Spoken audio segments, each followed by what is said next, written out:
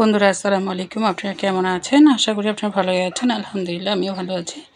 আজকে গাছ থেকে টাটকা সজনে পাতা পেরেছি। আর এই সজনে পাতা দিয়ে যে এত মজার রেসিপি হয় আগে কখনো খাইনি, কিন্তু এই সজনার পাতা এত ভাইরাল জিনিস যে সবাই পছন্দ করে সজনার পাতা দিয়ে রেসিপি বানানোর জন্য।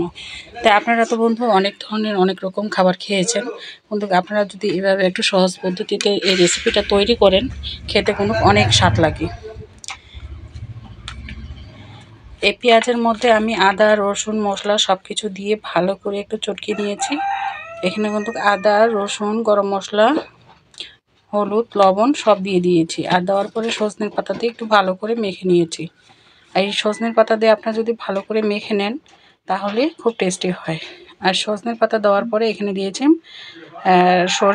মুসুর ডাল বাটা।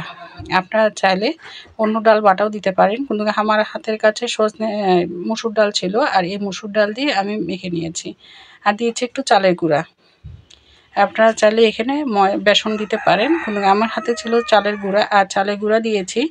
আর এটা যদি আপনারা বিকেলের নাস্তা হিসেবেও খান খুবই ভালো লাগবে, এবং ভাত দিয়েও খেলেও কিন্তু ভালো লাগবে।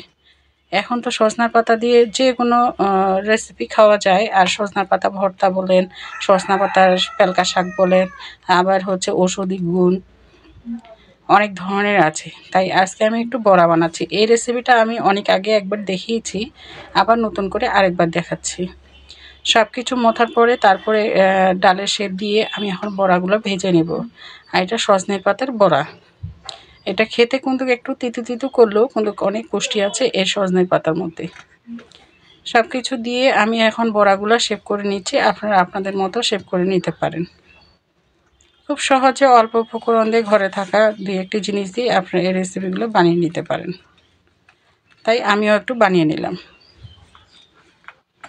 এখন আমি উল্টে পাল্টে একটু ভেজে নিচ্ছি, আর একটু চিপে চিপে দিচ্ছি যেন ভিতরটা খুব নরম ভাজা যায়, আর খেতে যেন মুচমুচে থাকে। ভাজা হয়ে গেছে বন্ধুরা, এখন আমি পরিবেশন করে নিলাম। দেখুন সজনার পাতার বড়া দেখতে যত লোভনীয়, খেতে কিন্তু অনেক মজার।